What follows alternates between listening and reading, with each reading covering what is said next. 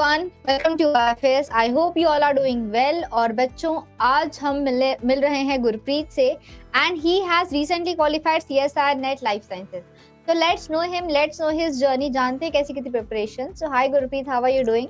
Hello ma'am, I'm good ma'am. What's about you ma'am? Okay, great. So a big congratulations to you. First of all, please tell me आपका result क्या है, rank क्या है, percentile क्या आई है? Thank you so much ma'am. Ma'am, I got just 99.77 percentile and rank is 75. Okay and I think बहुत ही बढ़िया percentile है, बहुत ही बढ़िया परसेंटाइल है and such good rank as well. So first of all please tell me कि क्या आप ये रिजल्ट को प्रेडिक्ट कर रहे थे? आपके एक्सपेक्टेशंस थे कि आप इतना बेहतर करोगे या कुछ कम था या और अच्छा था? नो एक्चुअली मैम कि मेरा ये था कि इतना अच्छा रैंक एक्सपेक्टिंग कर रहा था बट ऐसा था कि क्वालिफाई तो होगा बट इस काइंड ऑफ की रैंक मेरे को लगा था कि कट ऑफ बहुत हाई जाएगी तो आई वाज लाइक कि 120 पे इतना रैंक तो नहीं आएगा इस बार क्योंकि एग्जाम बहुत इजी था तो but still got it. Okay okay.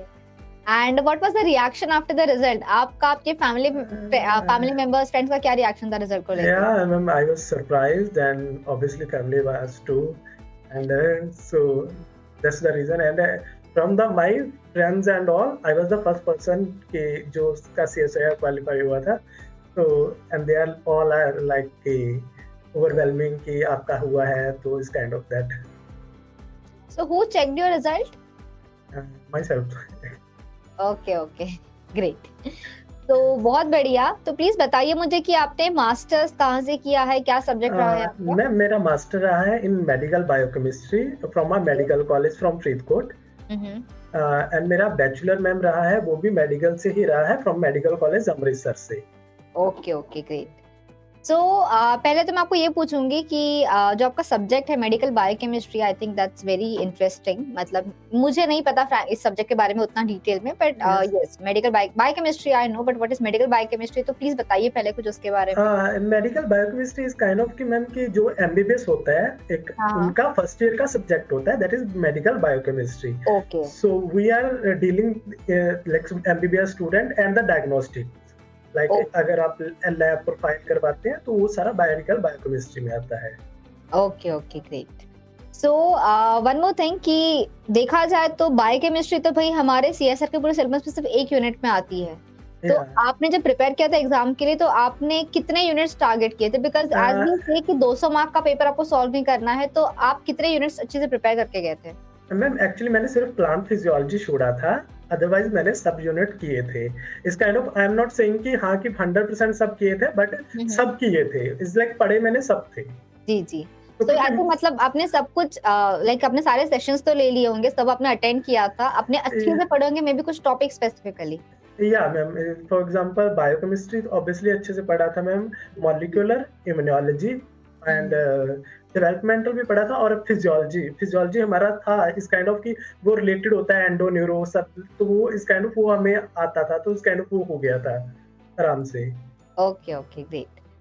और मुझे बताओ कि कौन सा सब्जेक्ट आपका फेवरेट था, लाइक कौन सा यूनिट आपको बहुत पसंद है पढ़ना इनमें से? बीइंग मैम मेरा बेसिक सब्जेक्ट बायोकेमिस्ट्री होने की वजह से वो तो था ही था. उसके अलावा अगर मैं देखूं कि जो मेरे को नया सब्जेक्ट अच्छा लगा है that is developmental actually. Okay. I think बहुत ही अलग है, जो बायोकेमिस्ट्री से तो बहुत अलग है हमारा. एग्जैक्टली. जी जी.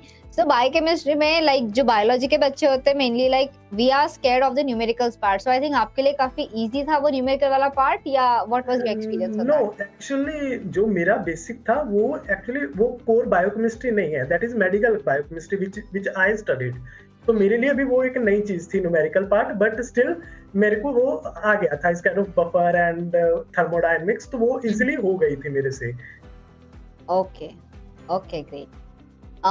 उसके बाद मुझे आप ये बताओ कि इन दिस प्रिपरेशन हम बच्चों को बोलते हैं कि कंसिस्टेंसी बहुत जरूरी है, यस बिकॉज यस इतना यस सारा सिलेबस है, आपको अगर सब कवर करना है तो एग्जैक्टली कंसिस्टेंसी बहुत जरूरी है। एग्जैक्टली तो मैम। मुझे बताओ कि आपकी प्रिपरेशन आप कैसे करते थे, क्या कंसिस्टेंसी मेंटेन की थी आपने, एंड आपका डेली स्केड्यूल क्या हुआ करता था उस टाइम पे? मैम एक्चुअली लाइक मैं वर्किंग में भी हूँ from the last like after MSc, after 3 to 4 month of after MSc मैं तब से ही जॉब पे हूँ मैम एक्चुअली। ओके। तो लाइक मेरा वर्किंग शेड्यूल भी होते हैं, बट उसके बाद भी मैं इस काइंड ऑफ इवनिंग 5 o'clock से पढ़ने से बैठता था, तो रात के इस काइंड ऑफ 1-2 बजे तक तो पढ़ता ही था। ओके, या सो बिकॉज आपने की like full time proper 8 hours की जॉब थी आपकी? या it's a 6 hour job actually. तो आपने वो 8 आवर्स की जॉब भी की है, प्रिपरेशन भी की है, क्वालिफाई भी लिया है। Yes ma'am. तो दैट्स वंडरफुल, क्योंकि अगर जॉब के साथ कोई प्रिपेयर करता है, मुझे पता है बहुत मुश्किल होती है प्रिपेयर करना, yes yes ma'am yes ma'am क्योंकि इतना वास्ट सिलेबस है, सबको पढ़ो, याद करो, बिकॉज आफ्टर अ जॉब अपना थक जाते हो कि माइंड नहीं फ्रेश होता पढ़ने के लिए, but exactly ma'am. You manage to do everything, so hats off to you. So tell me कि कैसे, हाउ यू, आपका ब्रेन, आपने कैसे ट्रेन किया था ब्रेन को कि भाई तुम 8 घंटे काम करोगे ऑफिस में, फिर तुम प्रिपेयर भी करोगे, समझोगे, रिवाइज करोगे, मैम हाउ यू मैनेज? या लाइक फर्स्ट तो मैं ये सभी को कहता हूँ, और मैं खुद को भी अपने लिए, कि आपको एम तो सेट करना पड़ेगा कि आपको क्वालिफाई करना है या नहीं करना है। अगर आपको करना है यू हैव टू डू इस काइंड ऑफ कि हाँ थोड़ा हेक्टिक होता है, बट इस काइंड ऑफ कि अगर आप लाइक मैंने अपनी 1 साल अपनी सोशल लाइफ बिल्कुल खत्म करी थी, क्योंकि टाइम ही नहीं बचता था। जॉब से आता था 2 घंटे होता था, उसके बाद 5 बजे फिर से पढ़ना शुरू करता था।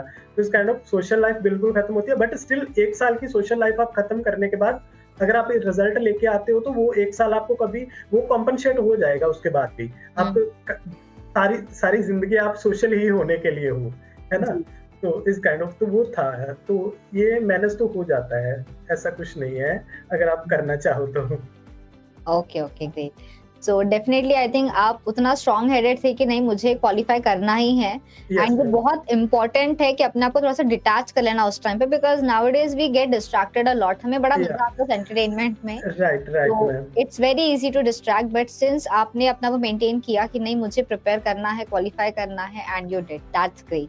Okay, and one more thing कि हम हमेशा बोलते हैं कि जितना आप पढ़ते हो उतना आपको क्वेश्चन सॉल्व करना भी जरूरी है। That's the most important thing is actually so what's your take on that? क्या बोलोगे आप बच्चों को, क्वेश्चंस का क्या नहीं, इंपॉर्टेंस है? क्वेश्चन इम्पोर्टेंट ये है मैम कि एक्चुअली कुछ चीजें ऐसी होती हैं कि जो आप जब आप थ्योरेटिकली पढ़ते हो, तो वो शायद आप उसको कंसेप्चुअली ट्रांसक्राइब नहीं कर पाते हो चीजों में, बट जब आप क्वेश्चन पढ़ते हो तो कुछ चीजें आपको बहुत नई पता चलती हैं कि वो शायद आपको थ्योरेटिकली उसको वो नहीं पढ़ी होती है, बट जब आप क्वेश्चन सॉल्व करते हो तो वो आपको नई चीज पता चलती है। मैंने यही किया था। जैसे मैंने पहले कोचिंग के टाइम पे मैं अपना जो भी था क्लास होती थी तो मैं उसके हैंड रिटन नोट्स बनाता था। उसके बाद जब मैं क्वेश्चन भी सॉल्व करता था, तो क्वेश्चन से भी अगर मेरे को कुछ नई नॉलेज मिलती थी उस क्वेश्चन की लैंग्वेज से भी, तो भी मैं वो राइट डाउन करता था दोबारा अपने नोट्स के ऊपर, इस काइंड ऑफ कि ये आफ्टर वो जस्ट थ्योरेटिकली पार्ट से अलग होके आई है। तो वो तो है, मैंने क्वेश्चन तो सॉल्व करे। जब मैंने मैम सेकंड अटेम्प्ट दिया था, तो एट दैट टाइम मैंने क्वेश्चन सॉल्व नहीं किए थे, जस्ट मैंने सिर्फ थ्योरेटिकल पढ़ के ही दिया था। तो उस टाइम पे मेरे को पता चला था कि नहीं, ये क्वेश्चन सॉल्व करने के बिना नहीं होने वाला है। सो यस, अच्छा, तो आप बता रहे कि इसके पहले आपने 2 अटेम्प्ट दिए थे, तो आई थिंक आपने क्या मिस्टेक्स की थी वहां पे जो सुधारा है, तो आपका थर्ड अटेम्प्ट क्वालिफाई हुआ है? क्या what were the mistakes? First attempt में तो मैं नहीं था, वो तो मैं जस्ट ऐसे देने ही गया था, करने गए थे एग्जाम के बारे में, एग्जैक्टली कि क्या है। सेकंड अटेम्प्ट मैंने दिया था, तो मैंने आपको बताया कि मैं सिर्फ थ्योरेटिकल पढ़ के गया था, जस्ट मैंने कभी क्वेश्चन प्रैक्टिस ही नहीं किए थे। एंड थर्ड अटेम्प्ट में मैंने ये किया था कि मैम मैंने पढ़ा, प्लस मैंने जो भी एक क्लास सर की बुक आती है मैम की क्वेश्चन प्रीवियस PYQ की जो पूरी बुक आती है, वो मैंने पूरी सॉल्व करी है मैम। एंड उसके बाद जो ABC मॉड्यूल के एक अलग अलग क्वेश्चन आते हैं मैम, वो भी सॉल्व करे हैं पूरे। तो इस काइंड ऑफ कि मैंने क्वेश्चन सॉल्व करे हैं थर्ड अटेम्प्ट में बहुत ज्यादा। Okay, great great. So I think yes, preparation तो बच्चों करते हो, आप रिवीजन भी करते हो, बट जितना इम्पोर्टेंस प्रैक्टिसिंग क्वेश्चन का है, ये बहुत बच्चा समझता नहीं है शुरुआत में, बट व्हेन दे रियलाइज बहुत देर नहीं करनी है, तुरंत स्टार्ट में तुरंत से पढ़ाई कर लिया, क्वेश्चंस लगा लिए, तो आप सही जा रहे हो। अदरवाइज आप सिर्फ पढ़ रहे हो, क्वेश्चंस नहीं जम रहे हैं तो कोई काम का नहीं, बिकॉज एग्जाम में अल्टीमेटली आपको एमसीक्यू सॉल्व करने हैं। एग्जैक्टली बिल्कुल। एंड गुरप्रीत, हमारे एग्जाम में तो ये भी है ना कि भाई 75 में से आपको 25 ढूंढने हैं, तो जो बच्चा झटपट से सही 25 ढूंढ लेगा, बाजी वो मार लेगा। एग्जैक्टली। तो टेल मी कि व्हाट इज योर एक्सपीरियंस, कि आपको कितना टाइम लगता है क्वेश्चन को ढूंढने में, क्या आपकी स्ट्रेटजी होती है क्वेश्चन सॉल्व करते हुए? मैम कि जैसे मैंने एक्चुअली रिस्क नहीं लेना था मेरे को इस बार, क्योंकि आई एम 28, तो ये मेरा लास्ट चांस था इस काइंड ऑफ कि जीआरएफ के लिए एज लिमिट के अकॉर्डिंग। तो मैंने एक्चुअली सारी यूनिट टारगेट करी थी, तो मेरे को ये था कि हर यूनिट से अगर मैं 2 क्वेश्चन भी ढूंढ के कर पाऊंगा तो मेरे आराम से हो जाएंगे इस काइंड ऑफ 25 क्वेश्चन, 25 क्वेश्चन। तो यही था कि मैंने सबसे इजी वाले क्वेश्चन उठाए थे। अगर मेरे को एक यूनिट में 4 क्वेश्चन आते भी हैं तो 4 में से भी मैंने वो दो इजी वाले उठाए थे कि जो मेरे बिल्कुल सही ही हो, मैं रिस्क नहीं लेना चाहता था। तो ये था ma'am. Okay great. So yes, because हम बोलते हैं कि कम सॉल्व करो पर वो एक्यूरेट करो। 25 करोगे 5 गलत है, फायदा नहीं। 20 करो, सही रहेंगे 20 के 20, तो 80 मार्क्स आपके पूरे रह रहे हैं वहाँ पे। Yes ma'am. So definitely yes, it's important. हम सीएसआर में हमेशा ये बोलते हैं कि क्या पढ़ना है ये जरूरी नहीं है, क्या छोड़ना है ये बहुत जरूरी होता है, क्योंकि इतना सारा सिलेबस, पूरा इतना समंदर है, आपको सब कुछ नहीं पढ़ना है। आपको उसमें से इम्पोर्टेंट वाले पार्ट जहाँ से आपको नंबर मिल सकते हैं वो करना है। पूरे 75 सॉल्व नहीं करने एग्जाम में जाके, आपको इजी वाले 25 ढूंढने हैं। इट्स नॉट लाइक डिफिकल्ट 25 करेंगे तो ज्यादा मार्क्स मिलेंगे, आपको मार्क्स उतने मिलने हैं। तो आपका कंफर्ट जोन कहाँ पे है, और ये आपको तब पता चलेगा जब आप प्रैक्टिस करोगे। उतनी बिना प्रैक्टिस के आप नहीं इम्प्रूव कर पाओगे। एग्जैक्टली। दी संडे टेस्ट, हम हमेशा बच्चों को बोलते हैं कि संडे टेस्ट हमेशा अटेम्प्ट करो, कम नंबर आए चलेगा, पर आप काफी कुछ सीखते हो टेस्ट से। तो आपके क्या क्या लर्निंग्स रहे हैं Sunday test, full length mock test से? मैम एक्चुअली मैं संडे टेस्ट नहीं दे पाता था, बिकॉज संडे को मेरा ड्यूटी होता था। तो इस काइंड ऑफ तो मैं संडे का नहीं दे पाता था, बट मैंने मॉक टेस्ट सारे दिए हैं। तो मॉक टेस्ट में मेरा ऑन एंड एवरेज 140 मार्क्स आ रहा था। तो इस काइंड ऑफ तो मेरे को तभी से थोड़ा है था कि क्वालिफाई तो होगा, बट इस काइंड ऑफ की इतना सही हो जाएगा वो नहीं था।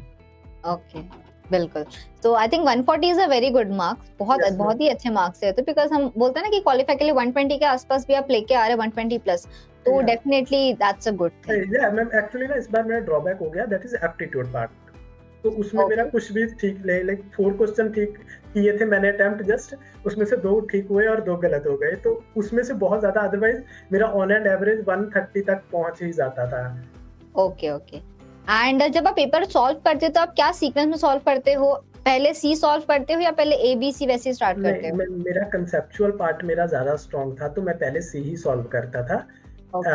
एंड देन थोड़ा बी इज लाइक कि थोड़ा रिमेम्बरेंस वाला पार्ट होता है, थोड़ा याद करने वाला होता है, तो वो थोड़ा मैंने बाद में, और एप्टीट्यूड मैं लेके नहीं चला था।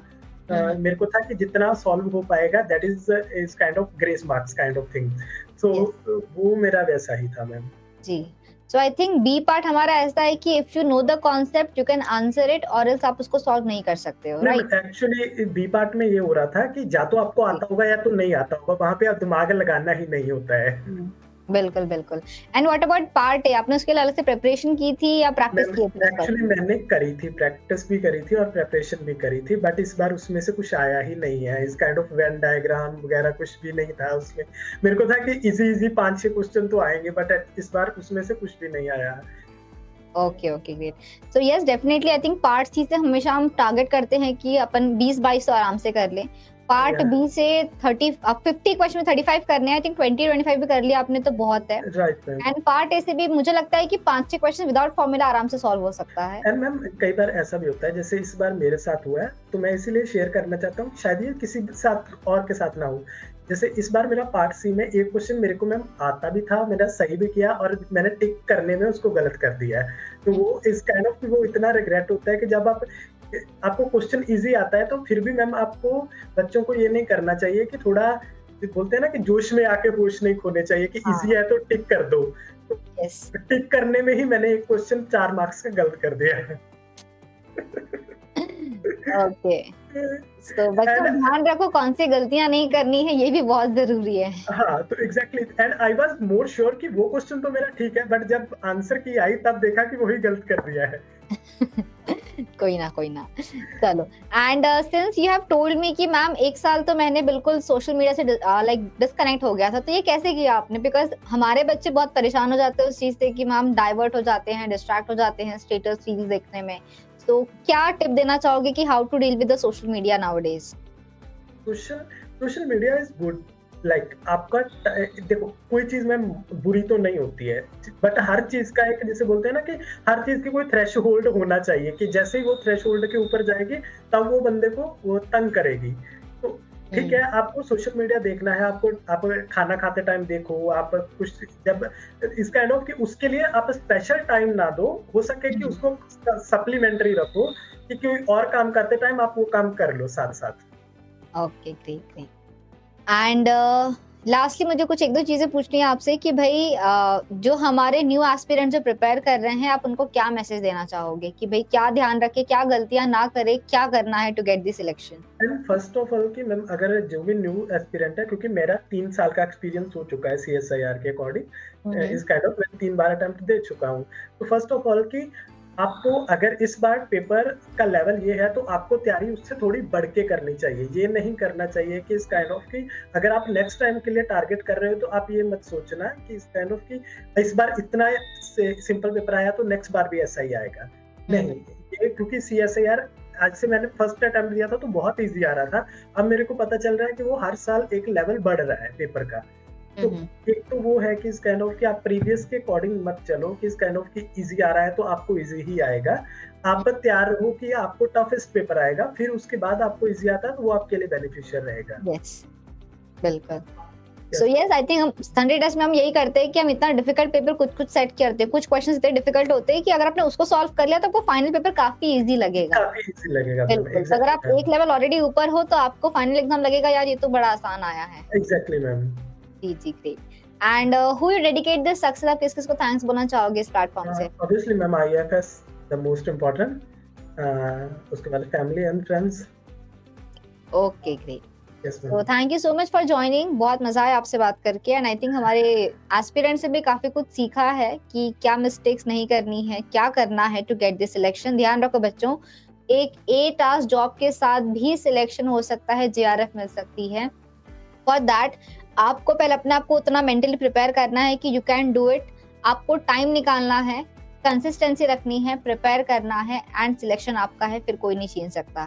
तो जो बहाने बनाते हो ना मैम, दिन कम पड़ता है, टाइम कम पड़ता है, 14 आवर्स पढ़ रहे हैं, नहीं हो रहा है, नहीं, घंटे मैटर नहीं करते हैं, आप कितना प्रोडक्टिव हो सकते हो कम टाइम प्रिपेयर करके भी, वो मैटर करता है। And CSR exam needs smart work, hard work. एक टाइम था जब हम हार्ड वर्क पे बहुत बिलीव करते थे, nowadays you have to be very smart. कैसे आपको नंबर लाने हैं, कैसे आपको अपना प्रिपरेशन करना है, आपकी स्ट्रेंथ, आपकी वीकनेस पे आपको काम करना है। So thank you for joining, dear, and I wish you all the very best for your future. And abhi congratulations on this success. Thank you so much, ma'am. Okay. So to all the aspirants out there, students, पढ़ते रहो, prepare करते रहो, and आपने काफी कुछ सीखा है, काफी कुछ जाना है। पढ़ाई कर रहे हो बट प्रैक्टिस नहीं कर रहे हो तो गड़बड़ हो सकती है। तो नेक्स्ट अटेम्प्ट का वेट मत करना, उसी अटेम्प्ट पे प्रिपेयर भी करो, प्रैक्टिस करो, मॉक टेस्ट अटेम्प्ट करो and get your selection. So see you all soon, very soon with some new sessions. Till then, take care, bye bye, great day and a very happy learning to all.